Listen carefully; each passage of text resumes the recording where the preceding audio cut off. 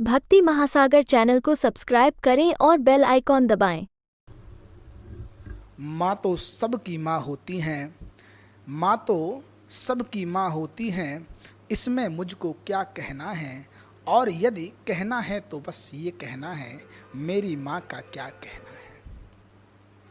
एक नवयुवक नौजवान लड़के की शादी हुई। शादी के 3 महीने बाद उसकी पत्नी ने फरमाइश की कि अब हम आपके घर में नहीं रह सकते। तुम्हारे बूढ़े माता पिता की सेवा अब मैं नहीं कर सकती। अगर मेरे साथ आपको रहना है तो मेरे मायके चलो, मैं वहीं रहूँगी, मैं आपके घर में नहीं रह सकती। ये लड़का पत्नी का दीवाना था, उसकी बातों में आ गया। अपने बूढ़े माता पिता को छोड़कर पत्नी के साथ ससुराल चला गया। वहीं कहीं नौकरी करने लगा, अपनी पत्नी के लिए पैसे भेजता रहा। बूढ़े माता पिता की कोई फिक्र ही नहीं। ऐसे 14 वर्ष गुजर गए। इन 14 सालों में इस लड़के ने चारों धाम की यात्रा की और 12 ज्योतिर्लिंग के दर्शन किए। अब की बार इसका ये 12वां ज्योतिर्लिंग केदारनाथ में ये दर्शन करने गया। वहाँ बैठा हिचकियाँ भरकर जारो कतार चीख चीख कर रो रहा था। पीछे से किसी एक महात्मा ने कंधे पर हाथ रखा इस लड़के के और कहा, कौन सा ऐसा गुनाह किया है जो इतना चीख चीख कर रो रहा है। ऐसा मैंने किसी को रोते हुए नहीं देखा। पलटकर देखा तो एक महात्मा थे। कहा कि गुरुदेव, न जाने ऐसा लगता है किसी ने मेरे दिल पर ताला लगा दिया है।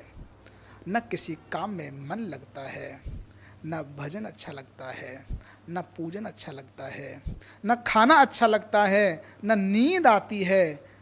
गुरुदेव, ये मेरा 12वां ज्योतिर्लिंग है। मैंने चारों धामों की यात्रा भी की है, लेकिन फिर भी मेरे दिल पर ताला लगा हुआ है, मन अशांत रहता है। तो महात्मा बोले, लगता है तुमने किसी का दिल दुखाया है। महात्मा ने पूछा, तुम्हारी माँ है? बोला हाँ। तुम्हारे पिता हैं? बोला हाँ। पूछा कहाँ हैं? बोला पता नहीं, 14 साल हो गए।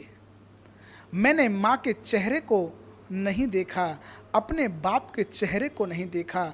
पता नहीं मेरी माँ कैसी होगी, मेरा बाप कैसा होगा।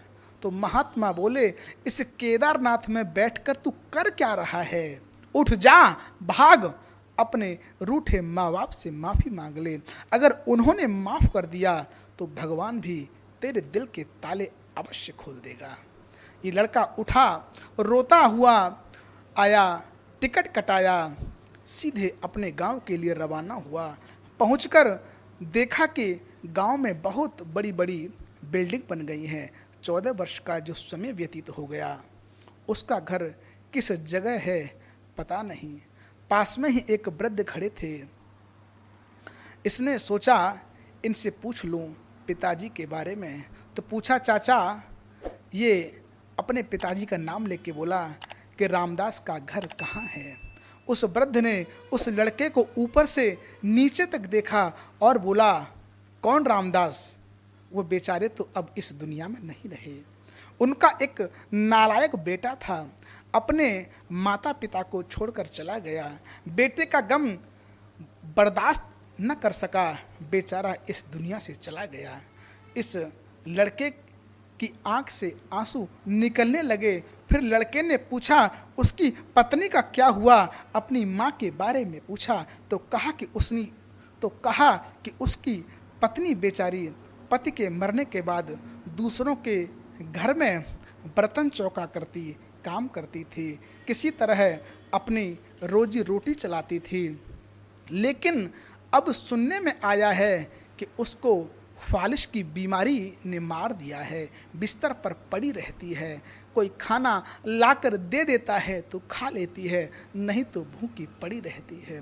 अब तो पता ये भी चला है कि उसकी आंखों की रोशनी भी चली गई है।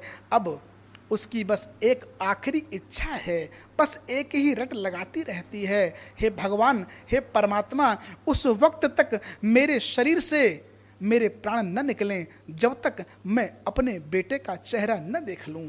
न जाने वो कौन नालायक बेटा है जो अपनी माँ को छोड़कर भागा हुआ है, और ये माँ है कि उसके लिए जान कुर्बान करने को तैयार है। ये लड़का आंसू भर भर कर जारो कतार रोने लगा। कांपते हुए पैरों से अपने आंगन में कदम रखा, चारपाई पर देखा, एक पतली सी कमर टेढ़ी किए हुए सिकुड़कर एक बुढ़िया बैठी थी। कदमों की आहट सुनकर बुढ़िया ने आवाज लगाई, कौन है? तो कांपते हुए आवाज में लड़का बोला, माँ, तेरा गुनहगार बेटा तेरे सामने खड़ा है। माँ कहती है, बेटा मेरे करीब आजा, मेरे शरीर में प्राण इसलिए अटके हुए थे, मेरे पास आजा मेरे लाल, मेरी आंखों में रोशनी तो नहीं जो कि मैं तेरे चेहरे को देख सकूं। अपना चेहरा मेरे करीब कर दे ताकि हाथ फेर लूं तेरे चेहरे पर, ताकि मेरे कलेजों को ठंडक मिल जाए। इस प्रकार माँ तो माँ होती है, माँ तो सबकी माँ होती है। इसमें मुझको क्या कहना है? यदि कहना है तो बस ये कहना है, मेरी माँ का क्या कहना है। पीते पीते दूध कभी आंचल में जब छुप जाते थे, खुद ठंडक में माँ सोती थी, गोदी में हम सो जाते थे, गोदी में हम सो जाते थे। माँ अपने हाथों से बच्चे की गंदगी को साफ करती है। बच्चा बीमार हो जाए तो माँ के आंखों की नींद चली जाती है। जब तक बच्चा सो न जाए माँ को नींद नहीं आती है। हमेशा अपने माता पिता की सेवा करें। अगर माता पिता राजी हो गए तो भगवान राजी हो जाएगा, अगर माता पिता नाराज तो भगवान नाराज। इसीलिए हमारे शास्त्रों में कहा है, मातृ देवो भव, पितृ देवो भव। माता पिता साक्षात जीते जागते परमात्मा हैं, भगवान हैं। आज की स्थिति को देखकर बड़ा कष्ट होता है कि माता पिता वृद्धाश्रम में रहते हैं और किस प्रकार अपना जीवन व्यतीत करते हैं। तो मेरा आप सबसे यही अनुरोध है, आप माता पिता को राजी कर लो, भगवान अपने आप राजी हो जाएगा।